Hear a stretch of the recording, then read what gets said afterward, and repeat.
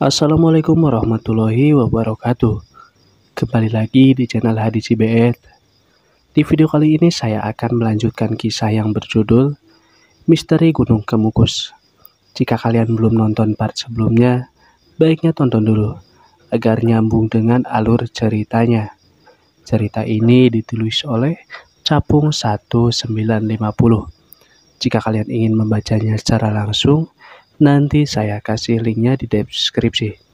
Dan buat kalian yang belum subscribe ke channel ini, mari bantu klik tombol subscribe-nya dan nyalakan lonceng notifikasinya, agar kalian tidak ketinggalan cerita terbaru dari channel ini. Dan kalau kalian suka dengan cerita yang saya bagikan, silahkan klik tombol like-nya dan bantu share video ini sebanyak-banyaknya. Agar kalian tidak penasaran, yuk langsung aja kita mulai ceritanya.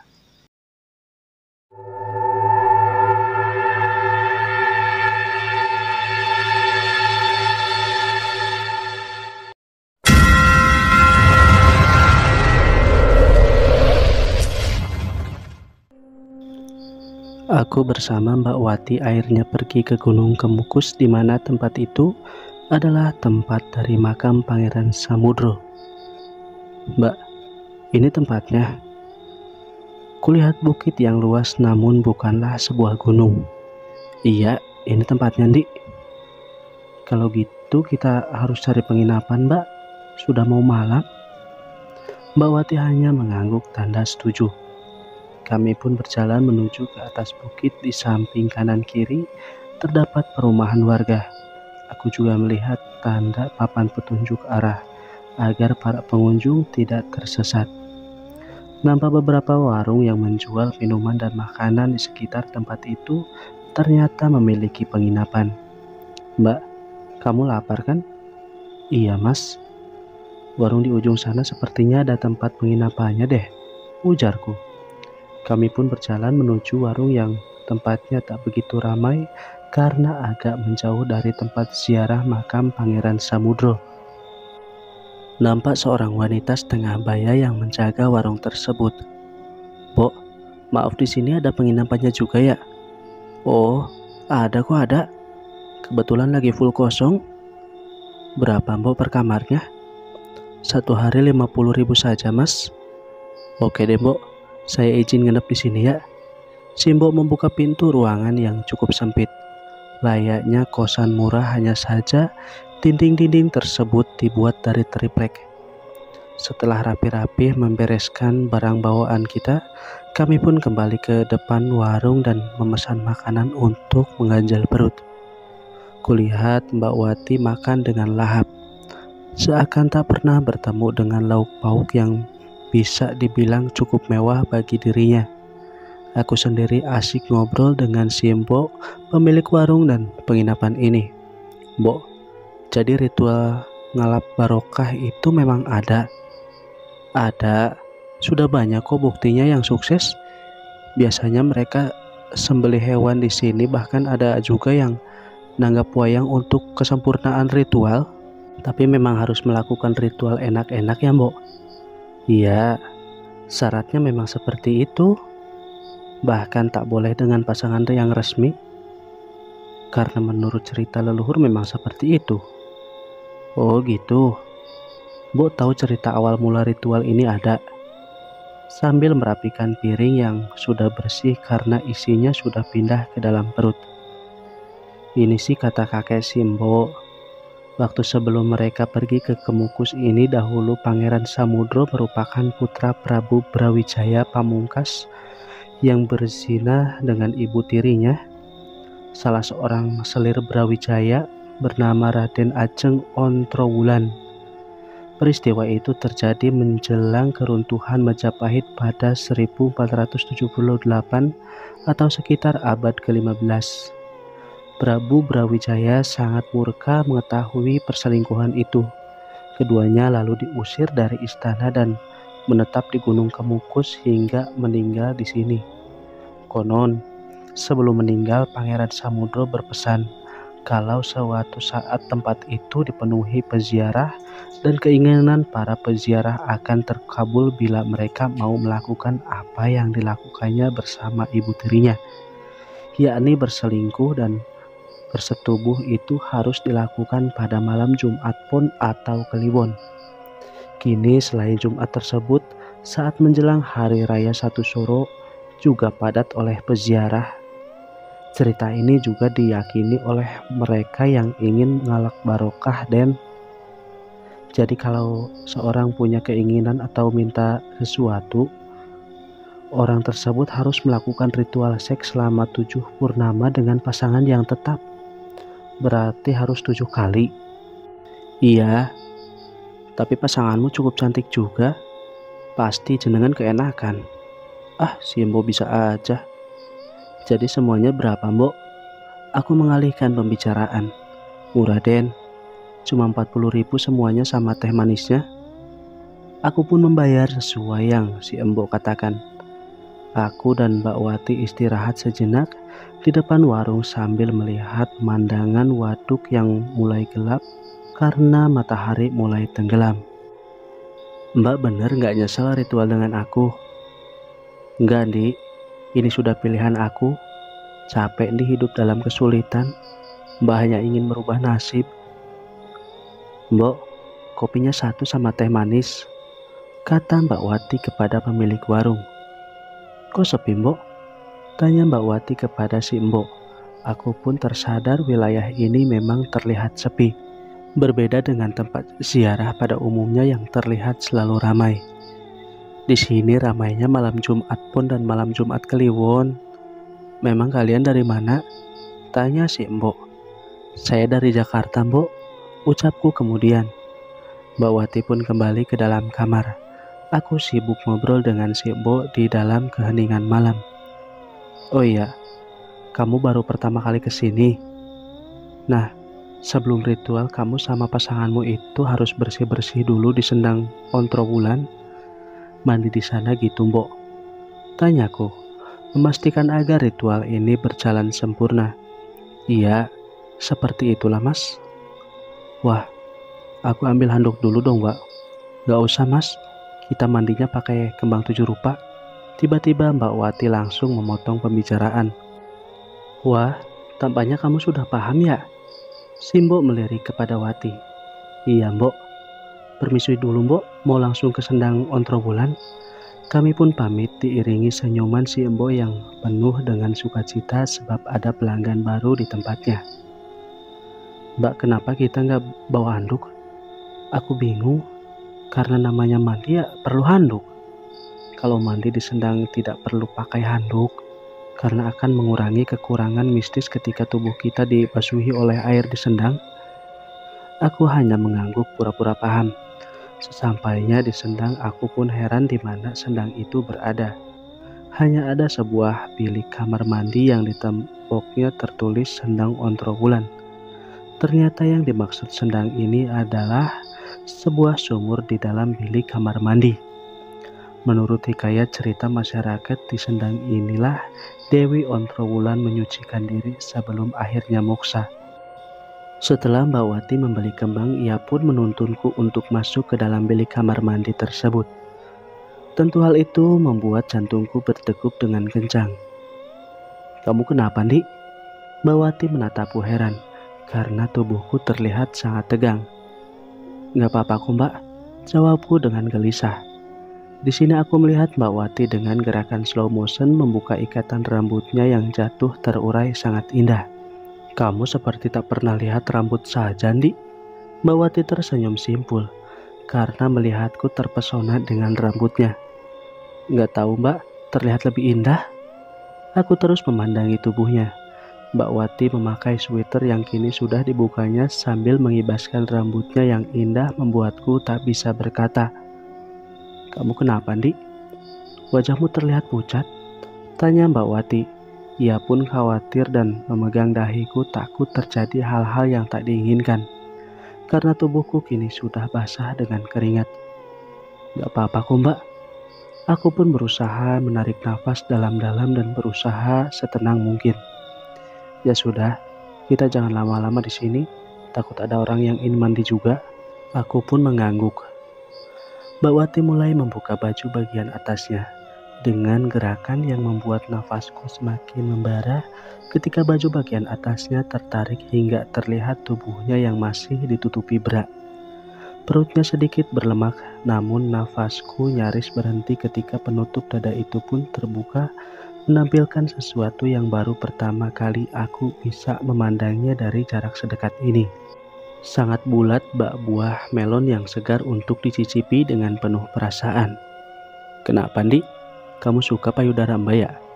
Sambil tersenyum kepadaku. Aku diam membisu penuh nafsu. Tak bisa berkata dan rasanya seperti mendapat ujian untuk tidak menyentuhnya.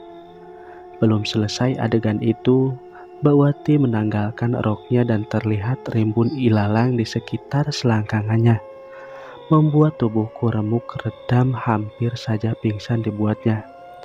Aku pun dengan secepat kilat membuka seluruh pakaianku, hingga tokat saktiku pemberian leluhur tak bisa diajak kompromi.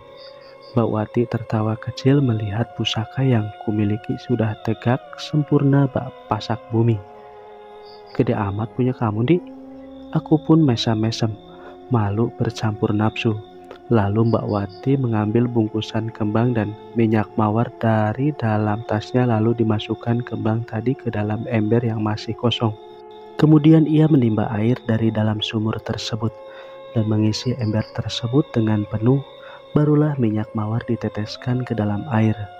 "Dik, Mbak dulu yang kamu mandiin, baru habis itu Mbak yang mandiin kamu. Tapi ikutin kata-kataku ya." Ia pun bersimpuh seperti orang bertapa di hadapanku. Wajahnya tepat di depan pusakaku yang perkasa.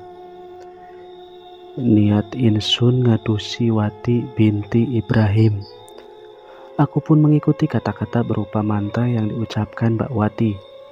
Lalu mengguyurnya air kembang itu sebanyak 7 kali. "Sudah selesai, Mbak. Nah, sekarang gantian aku yang mandiin kamu." Tentu saja aku melakukan hal yang sama, di mana tepat di hadapanku adalah sawah yang sangat enak untuk dibajak tanpa harus ada ikatan pernikahan. Mbak Wati mengambil air dengan gayung dan mulai ritual dengan membaca mantra persis seperti tadi. 7 kali sudah air kembang membasuh diriku. Dinginnya air tersebut membuat tubuhku menggigil. Ternyata berpengaruh pada tongkat sakti yang kumiliki kini ikut menciut hingga berkerut. Mbak Wati tertawa kecil melihat hal itu. Lalu kami pun memakai pakaian kembali sesudah ritual tersebut. Kami kini sudah selesai melakukan ritual di Sendang Ontrowulan. Keadaan masih sepi, tak banyak orang yang lalu lalang di sini. "Terus kita kemana sekarang, Mbak?" "Kita ke makam Pangeran Samudro di atas bukit." Dari Sendang ke makam memang jaraknya lumayan jauh. Harus menelusuri warung-warung dan juga penginapan yang membuat wilayah ini seperti tempat wisata, bukan tempat ngalak barokah. Dari Sendang ke makam harus melewati beberapa anak tangga yang jumlahnya puluhan. Sesampainya di atas bukit, ada beberapa wanita menjajabkan kembang untuk para peziarah yang datang. Aku hanya mengekor saja kemana Mbak Wati melangkah. Sepertinya ia lebih paham dengan situasi tempat ini. Hingga akhirnya Mbak Wati membeli 2 bungkus kembang dan menyan yang dijajabkan di luar makam. Setelah tawar-menawar harga, ternyata harga tidak bisa turun karena ulah sekepulan menyan yang menyebabkan harga tinggi. Hingga mafia kembang tak tersentuh oleh para anggota wakil rakyat. Maka mau tak mau Mbak Wati membayar menyan dengan harga pas tanpa kembalian. Sesudah itu kami pun masuk ke dalam bangunan makam yang disebut Bangsa Sonyuri. Disitulah makam Pangeran Samudro berada. Mbak Wati lantas memberitahu tentang pesan dari Dewi Ontrowulan sebelum beliau wafat. Bagi siapa yang mempunyai keinginan atau cita-cita untuk mendapatkan, harus dengan sungguh-sungguh, mantap, teguh pendirian, dan dengan hati yang suci. Jangan tergoda oleh apapun, harus terpusat pada apa yang dituju atau yang diinginkan. Dekatkan dengan apa yang menjadi kesenangannya, seperti akan mengunjungi idamannya, pacar gelap atau selingkuhan. Kepercayaan itu yang kini tumbuh subur hingga ritual nikmat ngelap barokah menjadi daya tarik Gunung Kemukus. Nama dan binti, niat kamu datang ke sini, Mbak. Ucap Kuncen ke Mbak Wati yang dijawab dengan lugas singkat padat seperti tuntunan Tritula di masa lalu. Selanjutnya Kuncen melihatku dengan tatapan penuh selidik. Kamu? Andi bin Fulan. Niatnya sama, Mbah. Aku menjawab penuh takut. Terlebih bau menyan yang sangat pekat terhirup dari hidungku. Merinding bulu ketekku ketika mendengar si Mbah baca mantra dan mirip dengan lagunya si Alam. Komat kamit si Mbah dengan kumisnya turun naik macam jembatan Ampera. Entah ngeledek aku atau bukan, mana ku tahu. Selesai membaca mantra, Kuncen memberikan kembang yang sudah diasapi. Menyan menyuruh kami masuk ke dalam cungkup makam. Di situ ada sebuah makam yang sangat dikeramatkan. Kami berdua duduk dengan khusyuk, seakan sangat berharap agar doa kami dikabulkan. Tiba-tiba, di dalam cungkup makam awalnya hening tadi mulai terdengar isak tangis dari Mbak Wati. Air mata mulai menetes mengalir di antara kedua pipinya. Hal yang sama juga aku rasakan seperti aku teringat dengan kenangan masa lalu yang sangat menyesakan dada. Isak tangis kami seakan meminta agar doa kami dikabulkan. Tubuhku gemetar menahan rasa haru layaknya sebuah mantra yang mengetuk dunia gaib. Tak terasa, kami berdua menggerakkan badan kami untuk bersujud.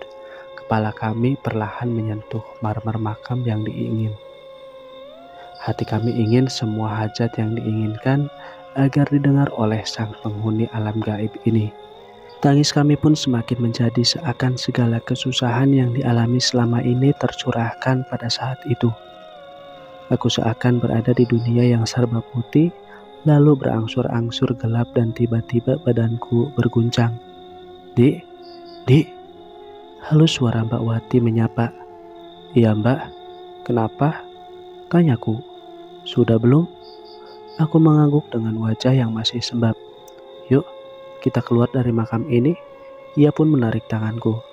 Aku mengekor saja dengan apa yang diperintahkan Mbak Wati. Kami pun meninggalkan bangsa Sunyori seperti pasangan kekasih yang sedang dimabuk cinta. Apakah ini kata demenan yang dimaksud Dewi Ontrowulan? Entahlah, bagiku demenan yang kurasakan adalah menumpahkan semua hasrat birahi yang belum tersalurkan. Birahi yang tabuk karena bukanlah pasangan sah layaknya suami istri. Tanpa banyak berkata, kami secara perlahan menuruni anak tangga dan tetap bergandengan tangan. Seakan ada rasa yang tertahan di mana akan tiba saatnya nanti kami bersama mempersatukan lingga dan yoni dalam keadaan yang syahdu. Apakah ini saatnya aku menjadi lelaki sejati dengan memberikan perjakaku pada istri orang lain? Pikirku kacau dengan bayang-bayang tabu yang terus menghantui. Tak terasa langkah kaki sudah menjauh dari area makam Pangeran Samudra. Kami pun sudah sampai kembali ke penginapan. Nampak si Mbok menatap dengan pandangan ramah. Sudah ritualnya? Sudah Mbok, ucap Mbak Wati. Ya sudah, sebentar lagi rembulan akan tiba. Siap-siap kalian di dalam kamar. Aku pun tersenyum dan permisi pada si Mbok. Kami berdua pun sudah berada di dalam kamar. Itu sudah saya persiapkan semua sesajennya. Suara si Mbok dari depan. Nampak kopi pahit, kopi manis, susu dan air putih, sebuah piring berisi bunga, lisong rokok, kelobot, serta daun sirih. Lantas bau menyan dibakar pun mengharumi ruangan itu. Kamu sudah siap, Dek? Aku tak menjawab, hanya mengangguk penuh nafsu. Hari ini akan hilang keperjakaan yang telah kujaga dari masih bayi.